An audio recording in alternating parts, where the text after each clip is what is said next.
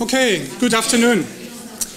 You're all very welcome to the preview event of the Young Life and Times survey. And I don't normally start with an apology, and it's a nice apology from our point of view. We are a bit cramped here today. I have no idea what happened this year. We normally have about 40 people attending the event. For the last 10 days, I had to tell people not to bother turning up because there's so many. We had over 90 registrations. No idea why that is, and let you make up your own mind. It's great for us, and it's great for the two partner organizations that are here today with whom we worked last year on the Young Life and Times survey, which is a volunteer development agency, which has now changed the name, of course, to Volunteer Now, and the Patient and Client Council. So the presentation today will be still an event like in the previous years. The idea of that is to really give the people who work with information on young people, who work with young people directly or on behalf of young people, first-hand access to the research we undertake. We haven't put out any media release. The information is not available to anyone else except for the respondents themselves who took part in the survey. We think it's a good way of working to give the results first to the people that work with young people on behalf of young people before the media puts a spin on that, and so we have the first-hand access to that. From this afternoon, we will have all the results tables and so on available on our website. You can download the questionnaire, you can download the data set if you can do your own analysis or if you are interested in that. But we also have key results tables by gender, by religion, of all the questions that we've asked, the technical report of the survey, and anything you like. You will have noticed that we record the event today. We do that because we had to turn away so many people who would have liked to be here, namely young people as well. Some always make the way to come along. We haven't figured out the best time and day to do that. We've experimented with afternoon events, morning events, lunchtime events, and it just doesn't suit people who have to go to school. Some of them have principals that let them out to attend, but the majority doesn't. So a lot of young people will access the presentation today online and look at that if they're interested in that. Okay, fire drill information and so on. You've probably noticed that this is a high security venue here. I have this card, and I put this card, sorry Mike, I have to walk out of the picture over a minute. There, you need that if you need to go to the toilet. It's through the double door on the left. You don't need it to get to the toilet, but you need it to get back in the room. So I put this card here, and if anyone needs to get out, please feel free to do so. Okay, in case there's a fire drill, there's an emergency exit there, there's an emergency exit there. It's signposted there. I don't think they plan to do a fire drill, which is helpful if you have 60 people in the room. So hopefully it's not going to happen. The format of the event today is that we will give a short synopsis of the findings of the Young Life and Times survey for about 45 minutes to an hour, and then there will be time to press for questions. Please help yourself to any publications. Some of them are from this year. This is the one that we launched today. It's those of you who haven't got it yet, it's on the table there, and Meave from the Patient Client Council will talk about that, Chief Executive, and other publications are there as well, and you can help yourself. So that's the format of the event today then. I will briefly talk about the Young Life and Times survey. I know there are very familiar faces here who've attended these events for a number of years. There are new faces here as well, so I will talk a little bit about the background, what Young Life and Times does. Then I will hand over to Wendy Osborne, who is Chief Executive of, is it Volunteer Now, Wendy? Yes, still Chief Executive after the merger? Yes, Wendy Osborne is here, and she's going to present findings on a module on volunteering. And then I hand over to Meave Hully, who is the Chief Executive of the Patient and Client Council. And then I finish off with future plans and a little bit on children's and young people's rights. Now, the format of Young Life and Times is that we try to work together with organizations that actually do make use of the data.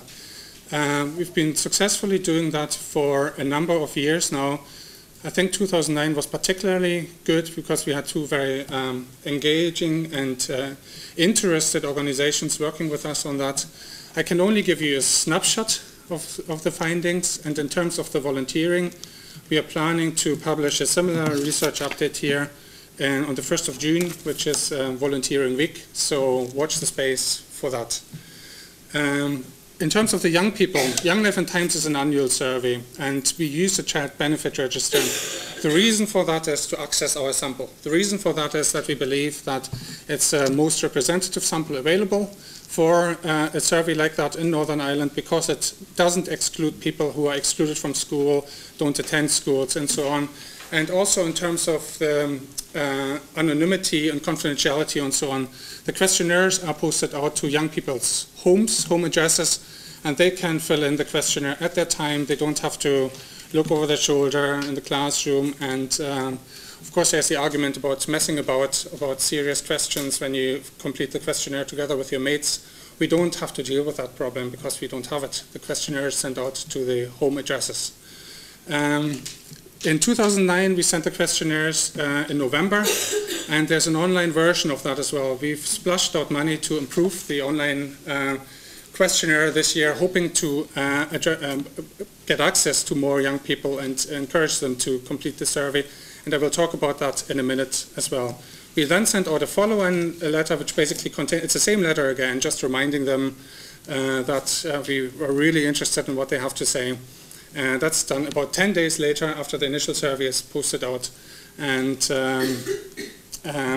in 2009, we posted this out to everyone born in February and March of the year, and it was 16 at the time. Okay, we have a response rate of 22%. It's much lower than when Young Life and Times initially started, where we had 42% response rate. And we've been struggling and trying to find out why that is. In terms of postal questionnaires, generally speaking, 22% is a reasonable response rate. So we don't need to worry about that. We worry about the 22% in terms of our own standards that we had a number of years ago. But there's no worry about representativeness of that.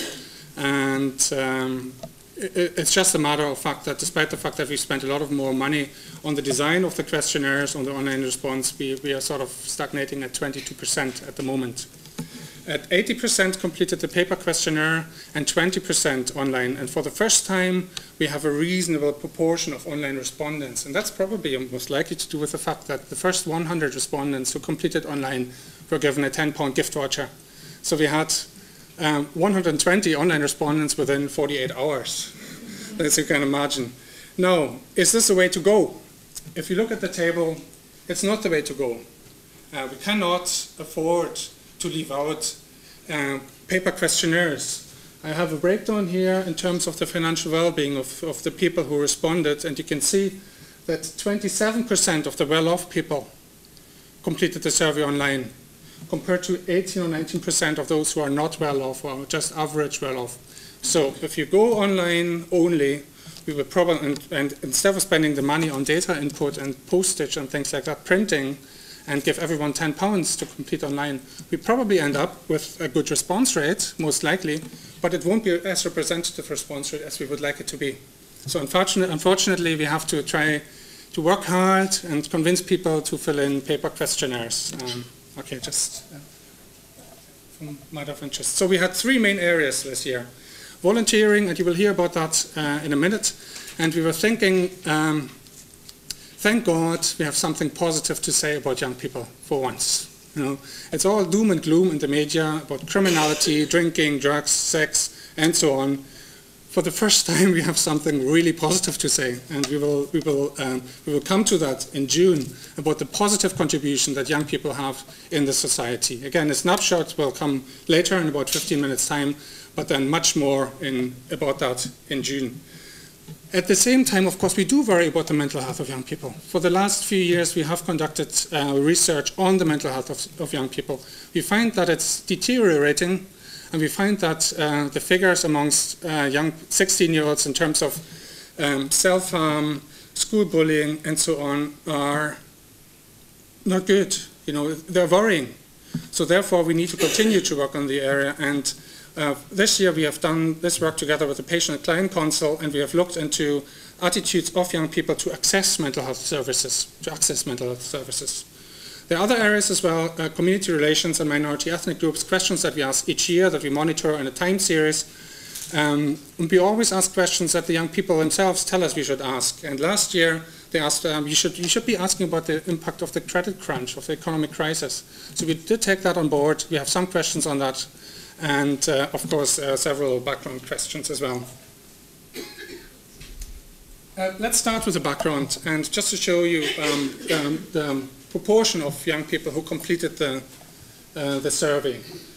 39% male, 61% female. Again, that's not unusual. You know, we always have females more likely to be willing to take part in research, and Young Life and Times is no exception there. If you look at the proportion of Catholics, Protestants, and those with no religion, you can see that it's relatively accurate representation of the society in Northern Ireland. Also, in terms of the school attendance, we have 7% who said they attended planned integrated schools, which pretty much reflects the actual situation in Northern Ireland. 51% grammar schools, 36% secondary schools, and 5% others, Irish language, special schools, and so on, hospital schools. And again, those are not excluded from our survey because we sent the surveys out to the home addresses. Okay, sexual attraction. 86% said they were attracted to the opposite sex. 10% said they were at least once attracted to a person of the same sex. 76% live with both their parents. And then the financial background of the respondents. A quarter say they are well off. 57% say they're average well off. And 18% say they are not well off. Compare that with previous years to see if there's an impact of the credit crunch, the economic crisis, and so on. And there is no statistical difference. So in terms of statistics, we probably have to keep on monitoring that. But in terms of the statistics, we don't see any difference compared to the previous years in terms of the self-assessment of the financial well-being of the young people. Okay, because today is the start of Community Relations Week, and because we ask those questions every year, I will start to talk about community relations before I then hand over to Wendy Osborne. People have been thinking over the previous years that we are doing well in community relations and the attitudes are improving and we don't really need to bother spending money on community relations activities anymore. If you look at the Young Life and Times results, we have to say you have to think again. There is a decline in views in the question of whether the situation, the community, the relations between Catholics and Protestants are better now than they were 5 years ago. So as you can see, for the previous years we have sort of had an increase which shows that people viewed community relations more positive than 5 years ago. In 2009 there's a decline. So they're thinking about community relations more negative now. They think now that they're more negative. A higher proportion of respondents now thinks that they're more negative than last year, and it's markedly so. In fact, if you look at the blue line, which shows those who have respondents of no religion, who don't identify as Catholics or Protestants or anything else, but have no religion, they're almost back to the 2003. Okay, so it's just about 40%, 45% who said their relations are better than 5 years ago. Are they going to be better in 5 years' time? And the decline is here even more markedly. So it's an even greater job. People are even more pessimistic about community relations in 5 years' time than they were last year in the survey and the surveys before. You know, something changes very little, and that's a view on whether religion will always make a difference in how people see each other in Northern Ireland. And you can see that, if anything, we have a higher proportion of young people thinking that religion will always make a difference. And we asked then 3 questions about personal attitudes towards mixing, which is whether people want to live in a mixed environment, go to a mixed school, and work in a mixed workplace. And this first graph here shows how the views have changed over time in Young Life and Times in relation to mixed religious neighborhoods. And you can see that obviously the blue line again, those being of no religion, are most likely 75% saying they want to live in mixed neighborhoods. And there's no decline there. So whilst young people feel that community relations are not as good as 5 years ago, or a higher proportion feels that, In terms of their own personal views towards mixing, whether they want to live in a mixed environment, there's no change. They still prefer to live in a mixed environment.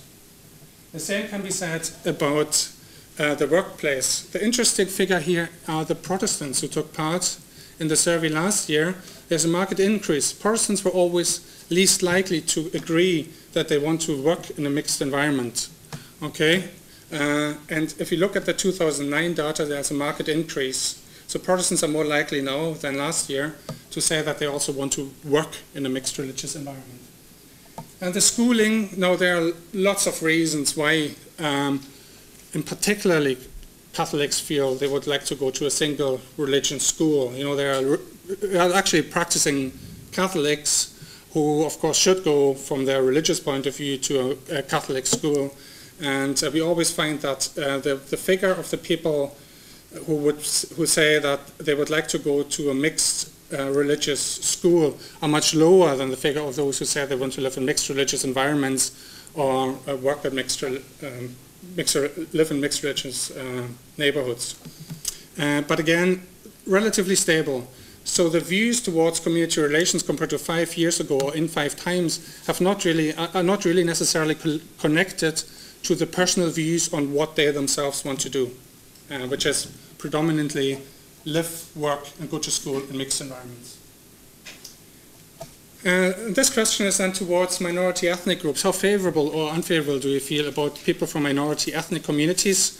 And you can see again that this is relatively stable. And there's little evidence for change between the different survey years. Okay, this is me so far, and I hand over to Wendy Osborne then to take us through the findings of the volunteering module in Young Life and Times. Okay, just to clarify for people, on the 1st of April of this year, what was the Volunteer Development Agency merged with a number of volunteer centres, 9 in fact, to create a new organisation called Volunteer Now. So I may not be unfamiliar to people, and I moved across to take up the post of Chief Executive of Volunteer Now. And indeed, Volunteer Now really takes forward those regional and local aspirations and promotion for volunteering. So what we think and what we hope we are creating is a much stronger focus on volunteers and volunteering, and that's what we're about. So we were delighted, therefore, to be able to, as one of our sort of first public engagements, to be able to, under the auspices of Volunteer Now, speak at this event in relation to young people and volunteering, because that is clearly very important. You will know that in 2007 the Northern Ireland research into volunteering was published, and that did show, first time ever, that young people over the age of 16 and between the age of 16 and 24 had a much more stronger propensity to volunteer. And I think you're now starting to see that reality, which we were starting to see in 2007, now come through, and that's some of the good news that Dirk was actually talking about. And I suppose also that all research evidence about volunteering clearly indicates that the younger people have a good experience about volunteering, the more likely they are to hold that with them throughout their whole lives. It doesn't mean to say that they will volunteer each year in their life, but it means that they will come and go perhaps out of it. So they volunteer at 16, then perhaps they go on to do other things. And when someone asks them to volunteer when they're 25 or when they're 30, they're much more likely at that point to say, yes, they will volunteer. So picking up the volunteering habits early is very important. Okay, so, and that's why I think that this research is important. So we'll move on to it. And really what it's saying is that 55% of the young people who were surveyed say they have volunteered or they are volunteering. And I'm thinking that's fantastic, that's really good, because it really shows that young people have an interest in volunteering. And clearly demonstrates that they themselves see that it makes a contribution to their lives. Because don't forget, we're talking about an activity here that you don't have to do, that you still make a conscious choice to do. So that is really important about that. And if we go on further, we'll see some of the things about that. You'll see, again, research indicates there are actually more females who volunteer than males, and you see that coming through. And I suppose it goes back to what Dirk was saying, more females fill in the survey as well. So you see that engagement of, or perhaps disengagement of young males as opposed to the engagement of young females coming through in lots of areas. In the 2007 research, 6 out of 10 volunteers in Northern Ireland are female. So you're seeing this come through in relation to young people as well, that there are more young females than males. I will talk something about this informal and formal volunteering. Formal volunteering for, in terms of research, are those individuals who are volunteering with an organisation. Now that could be the youth club, it could be a community association, it could be an environmental group. Whatever it is, there is a formalised structure around that. When we talk about informal volunteering, we're talking about individuals who do something not for their family, but perhaps for their neighbour. Or, you know, someone round the corner. They're doing something informally, it's still volunteering, but it's not through formal structures of an organisation. And we look at both of those. So when you see the statistics here, you see young people who are volunteering formally and informally, and some of them are doing both. And that would also be a trend for volunteering. Where you're a formal volunteer, you're also most likely to be an informal volunteer, because you have a propensity to step forward to help. So we have a tendency to think that all of these great statistics are saying something wonderful, as they are. But at the bottom, the value is people who are prepared to step outside their own environment or their own home in order to give something back to others or to their community. And I think that we still have to go back to that touchstone to see the value of all of this. Okay. Then you come to look at volunteering by financial background, and clearly you start to see trends that are indicative for volunteering generally. Volunteering is still, most people who volunteer are still from better off backgrounds.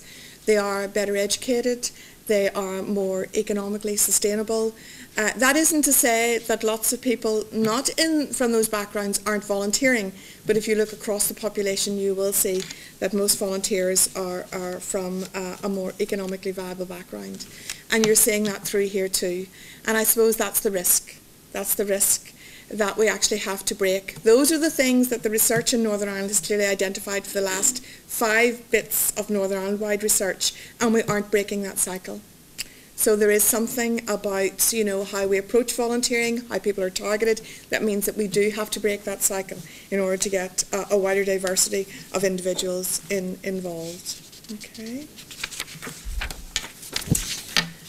This, of course, comes through into volunteering by school type. Obviously, all of these things, there are great linkages across them. You will see that those young people who are involved in grammar schools are volunteering, are much more likely to volunteer than those young people who are involved in secondary education. So you're seeing that trend come through. Now also you're seeing a trend that quite substantially, it depends on the schools as well. A substantial number of grammar schools have volunteering programs.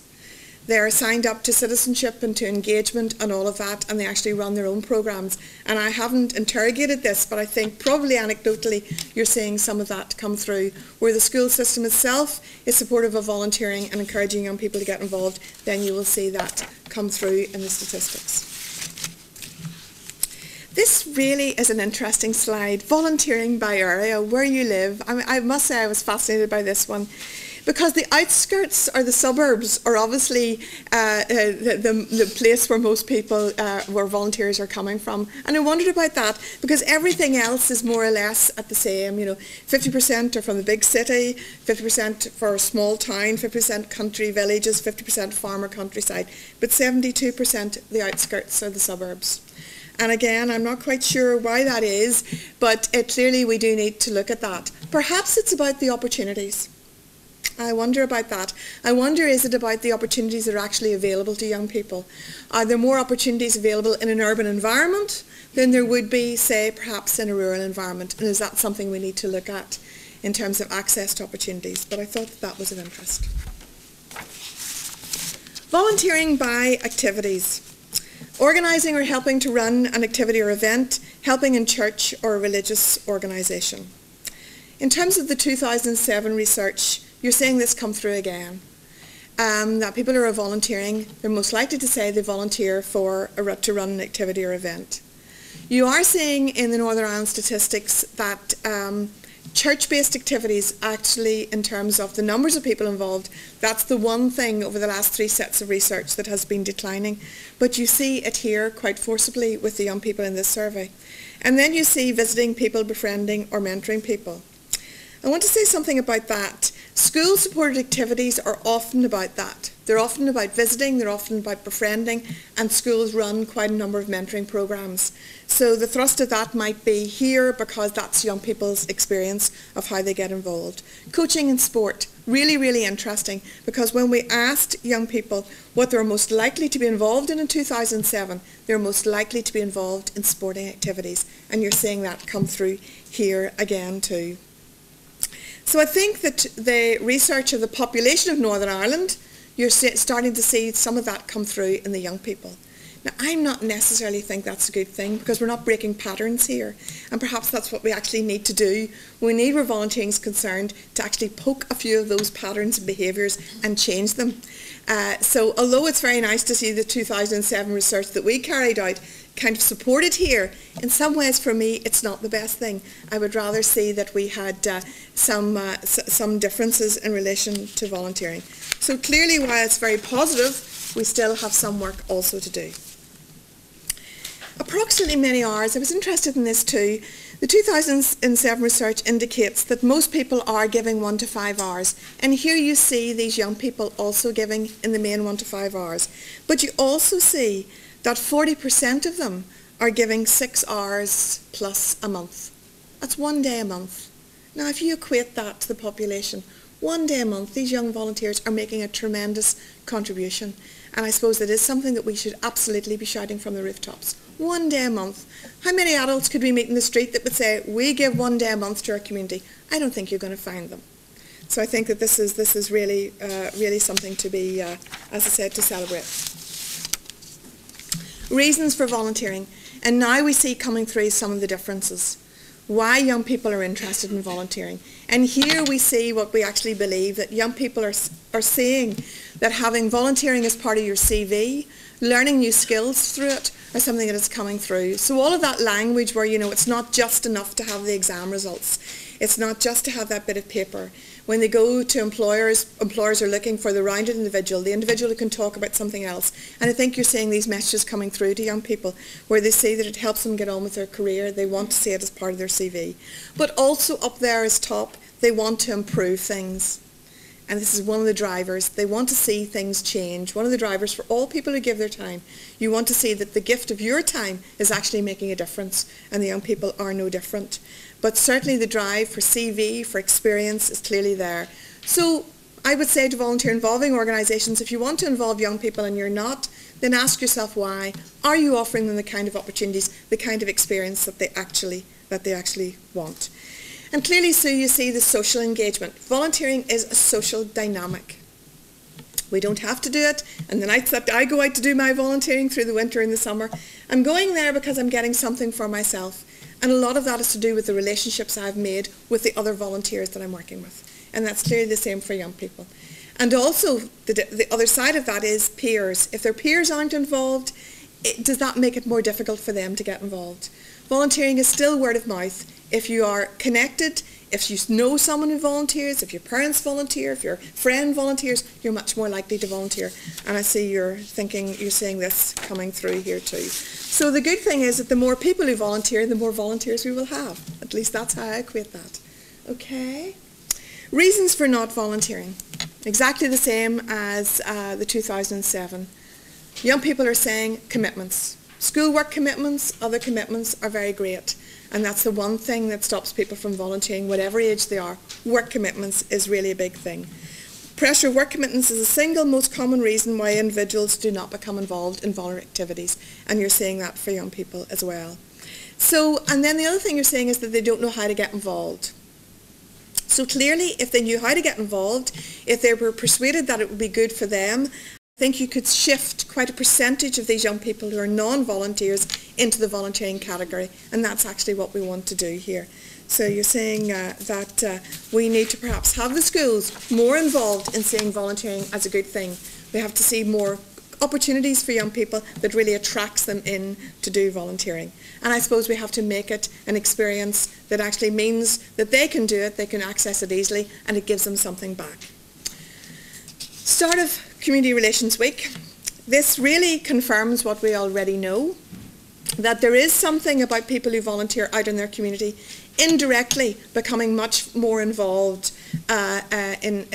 indirectly in community relations, meeting people from other backgrounds, getting involved, and that's actually what forms the basis of a well-connected society. You know, where actually you're not doing it because it says on the door, this is a community relations project.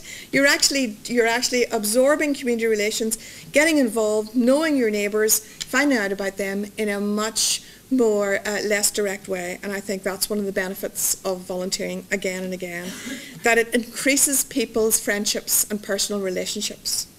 Now, there is the other downside of volunteering, that if everybody's the same where you volunteer, there is less likely that you're going to meet people from other backgrounds. Of course, that's true. But so much volunteering and so much of what young people are interested in and the causes they're interested in will bring lots of people from lots of different walks of life, that I think it is a very positive thing. So it can contribute quite substantially to an improvement in cross-community relations, and I think you're seeing that here in these statistics.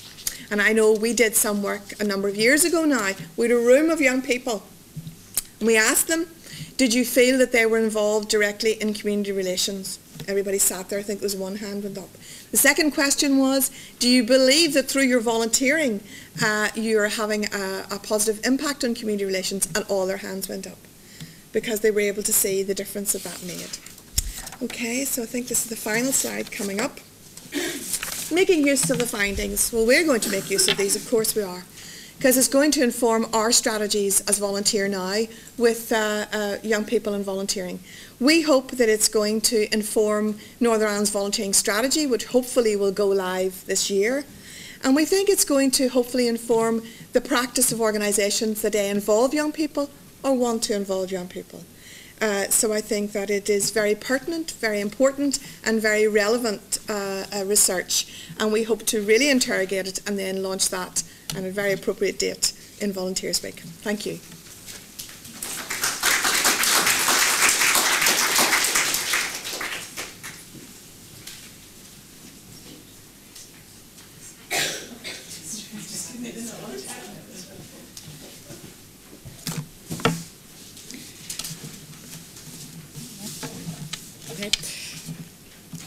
Thank you very much for the opportunity to be involved in the launch today. We are in some way the new kids on this particular block in terms of the Patient and Client Council. So we were just discussing whether the increase in the numbers was due directly to us being involved in that, but we decided probably not, actually. Okay, so collaborating in the Young Life and Time survey has been a great opportunity for the Patient and Client Council, and we've been absolutely thrilled to be involved. It's given us an insight into and access to the views of young people in relation to their emotional and mental well-being. Today I'd like to give you just an overview of the work of the Patient and Client Council, but more importantly probably the way in which the results of this survey will influence and inform our work going forward. Okay, what is the Patient and Client Council? Some of you might remember April 2009, the whole health structures in Northern Ireland changed, and the Patient and Client Council was established at that time, really about giving an independent voice to people who were accessing and experiencing health and social care services. The patient title being evidence around health, but the client representing people who are using our social care services. So an umbrella organisation, and it was going to look at all sections of community, really, patients, clients, carers and communities, and indeed the general public, who for all of us may or may not be potential users of the services at some time. Okay, so what do we do? These are some of our main duties. It's about engaging with the public, promoting the involvement of the public, helping people to make a complaint and providing advice and information. The idea is that by engaging directly with people who use the service, we'll be able to inform and influence the way that healthcare is delivered but increasingly the way that the policy surrounding health and social care is developed as well. The values of our organisation, it's always about putting patients and clients at the centre, determined to listen, to be open and to be approachable, to be determined, and in actual fact we need to be really very determined, and we're finding that out as we go along. We're talking about being a critical friend, about being frank and honest, and the idea of a partnership approach. I think there was some concern at the beginning when we came into being that, you know, we would be haranguing the service, that we would be always up saying this is wrong, that's wrong, we need to do things differently. I think as an organisation we feel it's much better that we get the relationships right, so that when we're coming to tell people the way that that services could be improved, that it's much more in terms of a partnership with the patients and the clients using this service, rather than us kind of, you know, wagging our fingers and saying, you know, you should have done better. And the idea of a constructive challenge. So important, that our values are really important to us, and we actually took a long time to work them out. How does the Patient and Client Council work? We are governed by a board of 16 people, and they're made up of people, locally elected representatives, members, lay representatives, volunteer and community, and trade union representatives. We're a regional organisation, but the idea of getting the local voice is really important to our work. And we've established some local advisory committees, one in each of the 5 trust areas, to support our work. It's quite interesting hearing the discussion about volunteering, because what we have set up are local advisory committees that are made up essentially of people who give of their time and their efforts free. So volunteering in another sense of the word, but very, very important. And we have area offices that also support and ensure that we're getting that local voice. We're understanding what's happening in the local areas. We're understanding what's important to people around health and social care. We're taking the opportunity to feed that back into the centre. Increasingly, we're looking at the general public as being a real body of information for this work.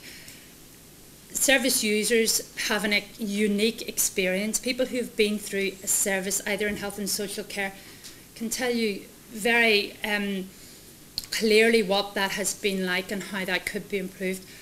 But there are 1.5 million people in Northern Ireland, and probably all of us experts in some shape or form around health and social care, because very few of us haven't had, you know, a relative or a neighbour or somebody who's been involved in health and social care. So as well as asking people, how was that experience for you, we're much more turning that in its head and saying, how would you like that to be? If you did need to access services, what would you want them to look like? And you know, we find that a really important part of the information generation. Some of the key work streams that we've been involved in. The idea is that we will be involved right from the policy development right down to the delivery of the services.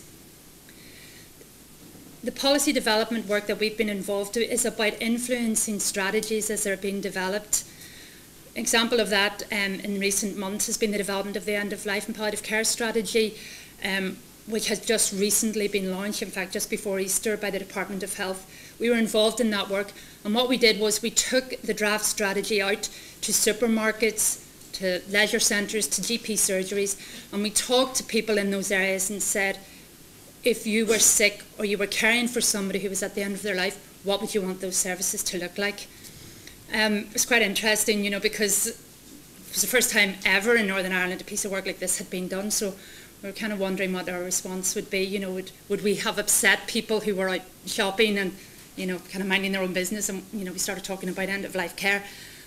But in actual fact, we had people queuing up to talk to us, people queuing up to tell us about what their experiences have been, queuing up to be involved and queuing up to make a difference.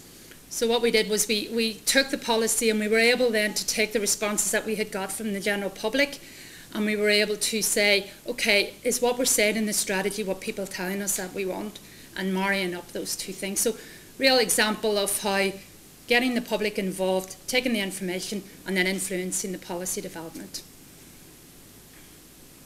One of the other key work streams we are involved in is around domiciliary care. You may or may not be aware, annually the Minister for Health announces priorities for action. So what are his priorities for health? We took an alternative view to this, and we went out to the general public and we asked them, if you were the Minister for Health, what would your priorities for health be? health and social care, what would they be? And we got a really unanimous response from the people that we spoke to, and it was around wanting to be cared for in the community, but wanting to have the right support in the community where they were being cared for. They talked about support for the people who were caring for them. We have a whole body of carers who are volunteers, who actually, keep the health and social care system up and running, are our carers. They wanted support for the people who were caring for them. They wanted individualised care plans, so they wanted the health care or social care professional to sit down with them and agree what their care would look like, agree who would be coming into their home and when they would be coming in, and agree that the jobs that the carer could do wouldn't be done by the people coming in from domiciliary support.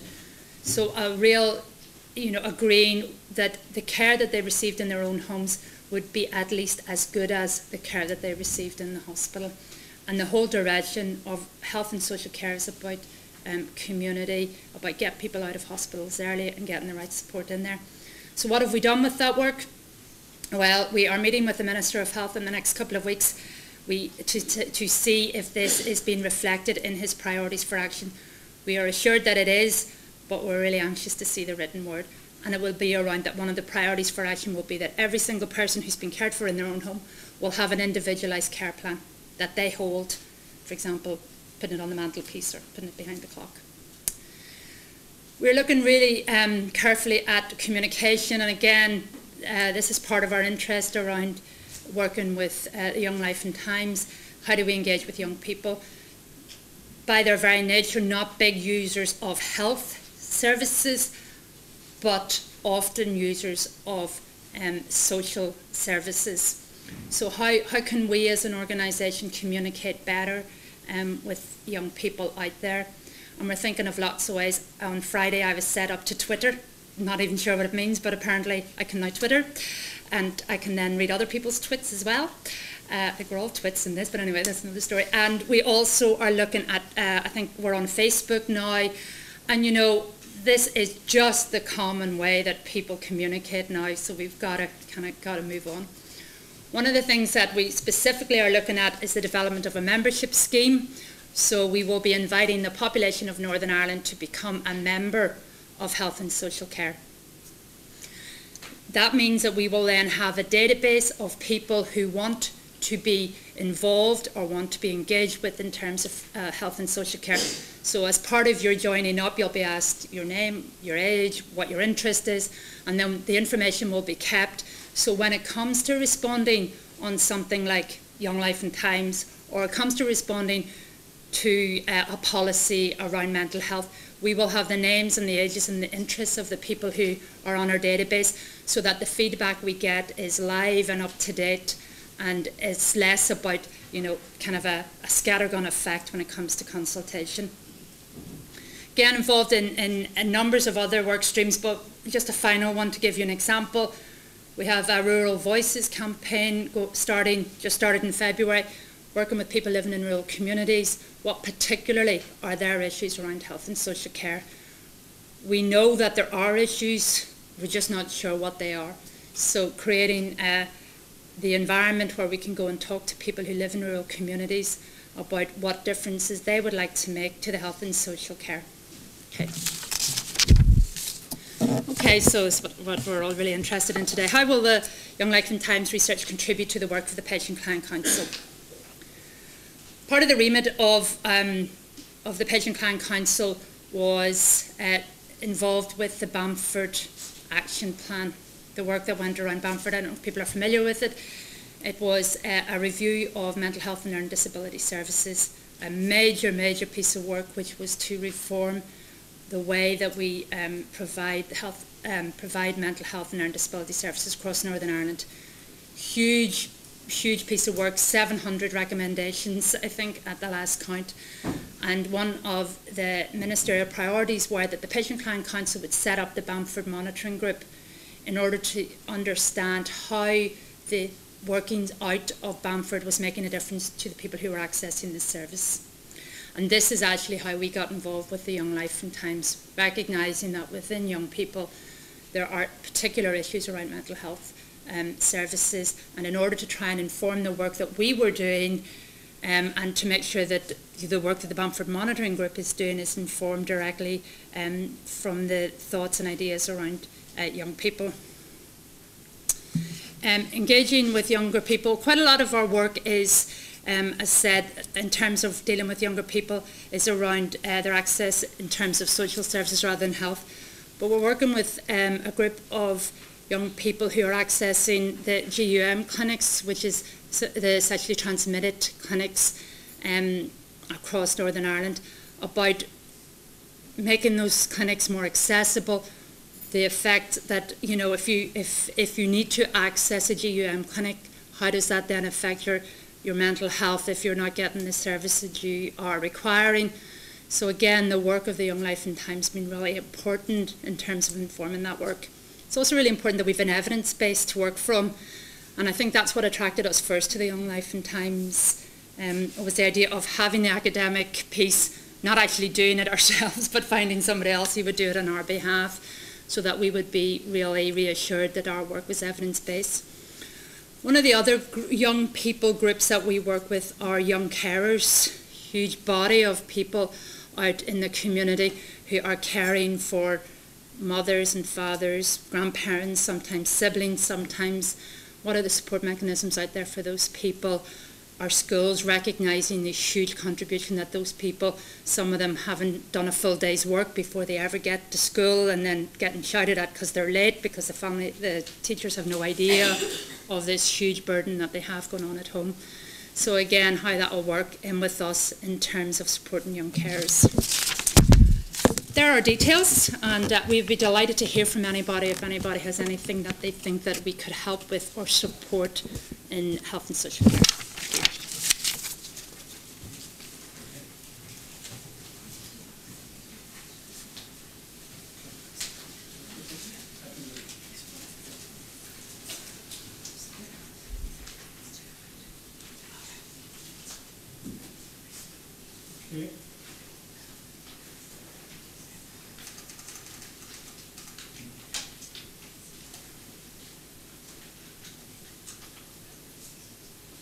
Okay, thank you very much for that, Meave. A quick run through some of the findings from the mental and emotional health. That's a question we asked last year as well for the first time in relation to suicide and self-harm. And you can see that about 3/4 of young people indicated that they had in the past 12 months no emotional or mental health problem. So that means the other way around, that we have 1/4 of the young people who said they did have such a problem. So we're thinking about 1/4, 1 in 4 of 16-year-olds who say they have an emotional or mental health problem in the last 12 months. Okay, again, if you break this down by financial well-being, you can see that it's in particular the people who come from impoverished or poor backgrounds who suffer from mental and emotional health problems.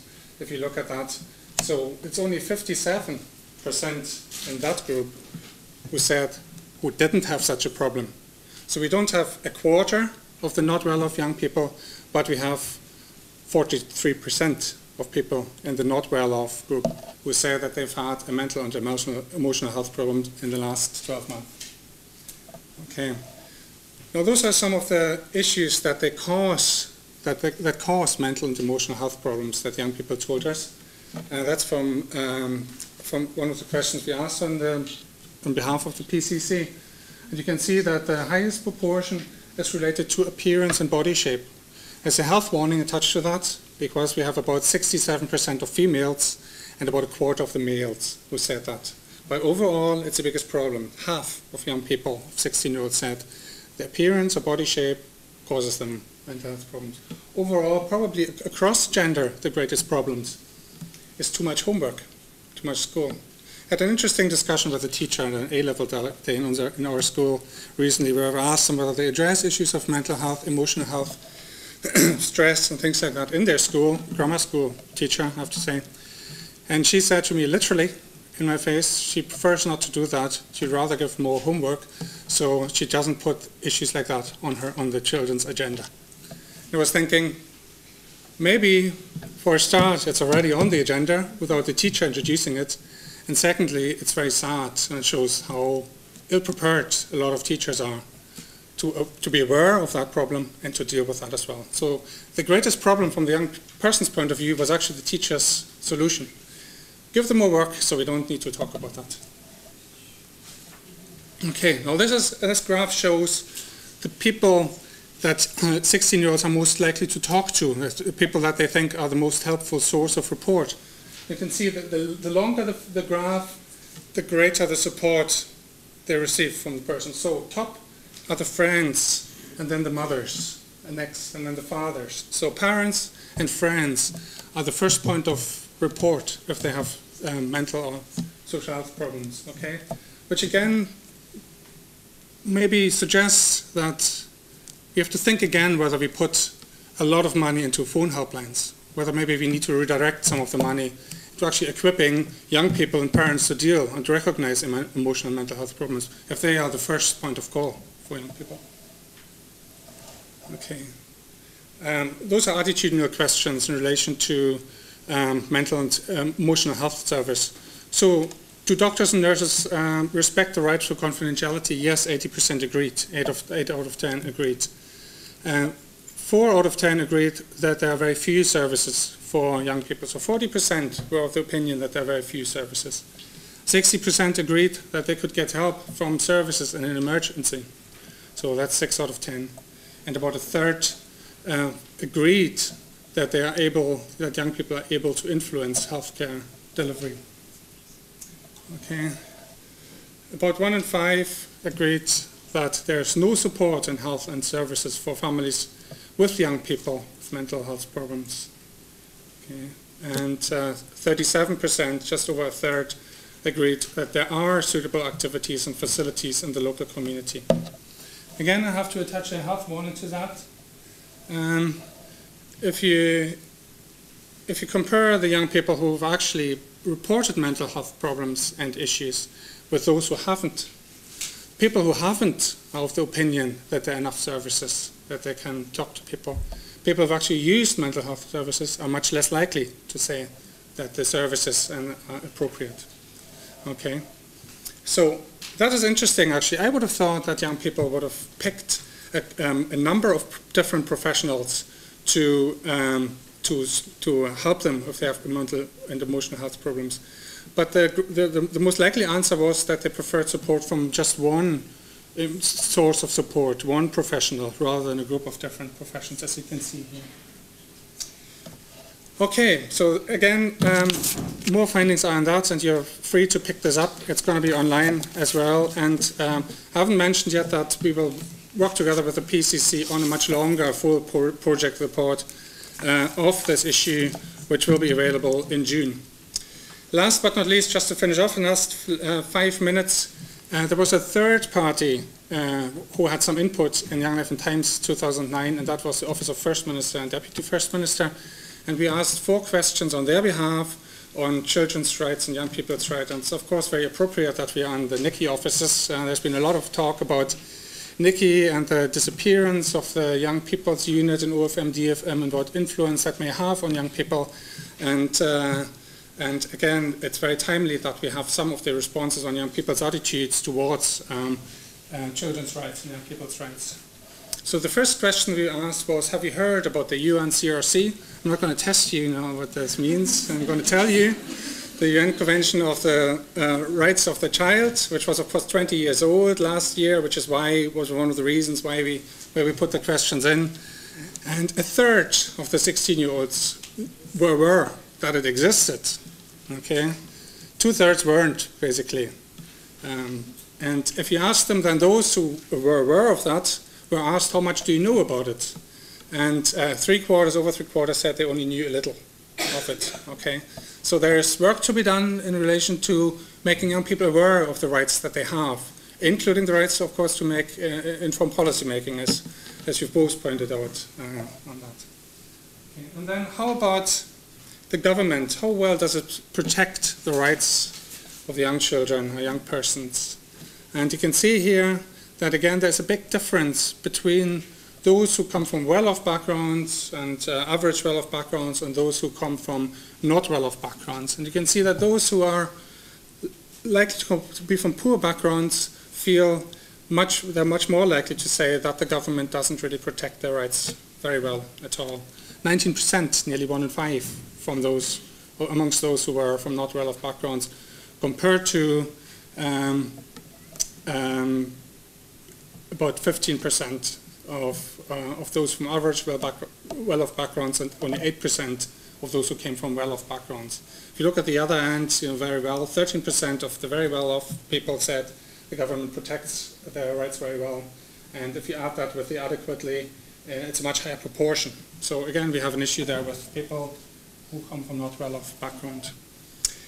The last question I said, we asked questions on the credit crunch. They haven't never been asked as far as we were searching for that, and I was looking at suitable ways of asking the question. And the first question was, to what extent has the recent economic crisis or the credit crunch affected you and your family? And you can say that only 15% of the respondents said it hasn't affected them at all. On the other hand, only 9%, that's less than 1 out of 10, said it affected them a lot. But if you add that with those who said quite a bit, we have about a third of 16-year-olds who said the credit crunch affected them a little or a bit. The most common responses when we asked how it actually affected them, it was an open response, was that either the parents have lost the job, either the father or the mother, it was on balance, either the father or the mother, that the respondents themselves can't get part-time jobs, and that of course is very important for those who come from families who are not particularly well off. So they found that they can't find a job and can't contribute to the household income, if you like. And in terms of the effects, some pointed out that they had real difficulties paying for oil and gas and essential goods, if you like. But the great majority of people said that they just had to cut down on luxuries so far.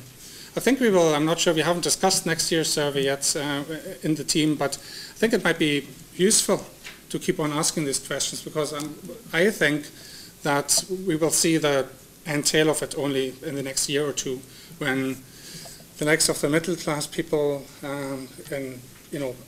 have maybe been affected either by not getting pay increases that they're used to or losing jobs. We don't know, but it might be a good idea to do that. So there were cuts in spending on the housekeeping as well, and things like that. And again, the table there's no difference between males and females, as you can imagine. But if you look again at a breakdown by those who come from not well-off backgrounds and well-off backgrounds and average well-off backgrounds, you can see that a third, 34% of people from not well-off backgrounds who said the credit crunch has affected them a lot, compared to just 1% of those from well-off backgrounds. Okay, so it's a big difference there. So far it seems that the credit crunch or economic crisis had hit the people who are already not well off financially, so they are even more impoverished. The people so far well off or average well off seem to be okay, but it's going to be interesting to monitor that in future. Okay, last but not least, so last, I will talk about forthcoming projects. As I said, again, 1st of June is a big date for the volunteering update, and I completely agree with Wendy. We have to make a big deal out of that, because contribution of the young people, in particular in difficult times like that, volunteer contribution to essential social services, whether it's informal or formal, is tremendous. And you don't hear a lot about this in the media. And I haven't mentioned that whilst we work with the Volunteer Development Agency on Volunteer Now, the funding for that actually came from the Youth Council, provided that to the agency. As far as we're concerned, it didn't really matter, but for the agency it probably did. We will provide, as I said before, a full project report on the mental health, and again, that will be in June. All will be available online. And we also work on output for young people themselves, not just giving a feedback that you received the flyer, but also working on the material that it can be used in school, that they can use it for discussions and so on. We have a section of our website, it's called Arc in Schools, and we will add material to that. In terms of the financial crisis and economic crisis, we have asked the respondents whether they would be willing to come in for a follow-up interview. So the intention is, when we have time, to follow that up qualitatively with in-depth interviews and letting young people, 16-year-olds, tell us actual stories of how the credit crunch has hit them. And Young Life in Times is, as you probably noticed on the penguin stands and the slides all along, is a joint project by the University of Ulster and Queen's University. Currently we are funded by the Economic and Social Research Council until October 2011, which means my money comes from the EHRC. Until then, the survey is safe, and that's all we need is to find the money to run the actual survey, do the field work. What happens afterwards, we don't know yet. Hopefully it will be safe as well. I'm saying that because we are starting from now to prepare the 2010 survey, and we really invite you to approach us if you have projects that you're interested in for your own organization, if you're academics and want to ask particular questions. There is room to approach us, and we really much prefer to work with organizations like the PCC or the Volunteer Development Agency or now Volunteer Now, and to support you in your work rather than making up the questions ourselves. So if you think Young Life in Times is a survey or a research project that could be interesting for your organization, please talk to us, and you can either contact me at Queen's or you contact my colleagues at the University of Ulster. That all would have been impossible without a good teamwork, and I'm saying that every year, and I do mean that.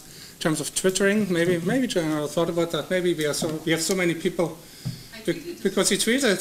We are relatively new to Twitter as well, and our Twitter-in-chief is Professor Gillian Robinson, who's director of ARC and has been tremendously supportive towards a project, Young Life in Times. The other main people really are Paula Devine in the background and Katrina Lloyd, who can't be here because she's working on Kids Life in Times, and our cameraman Mike, who is also the person who writes all the nice backup programs to make the material available online, basically more or less on a mouse click. So Mike has done that for years. Thank you very much for your attention. If you have any questions, please ask. If you don't have any questions, that's